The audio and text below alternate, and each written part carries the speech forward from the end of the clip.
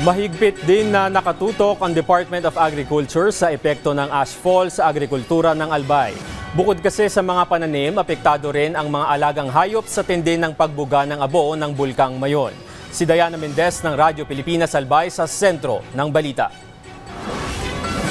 Makapal na abo, buhangin at mga bato mula sa Bulkang Mayon ang bumalot sa ilang sakahan sa Albay. Ang mga taniman ngang ito ng Miisi Farmers Association sa bayan ng Daraga nagmistulang kwari dahil sa kapal ng abo at bato. At para agad matugunan ang pangangailangan ng mga apektadong magsasaka, magsasagawa ng pulong ang munisipalidad ng Daraga. We are also coordinating with the national and provincial office for possible intervention para sa mga farmers natin, and magme-meeting din kami dito sa lokal para po sa LGU para din ma-identify namin yung mga intervention na ibibigay natin sa mga farmers. Pero hindi lang mga sakahan ang naperwisyo ng ashfall. Sa barangay Anuling sa Kamalig, 22 livestock ang namatay. May naitala ring isang nawawalang baka at isang kalabaw. Mahigpit na binabantayan ng Albay Veterinary Office ang mga livestock pooling sites na direktang apektado ng ashfall upang matiyak ang kaligtasan at kalusugan ng mga hayop. Naipamahagi na rin ang ruminant concentrate sa 4 na pooling sites upang matugunan ang nutrisyon ng mga evacuated na alagang hayop.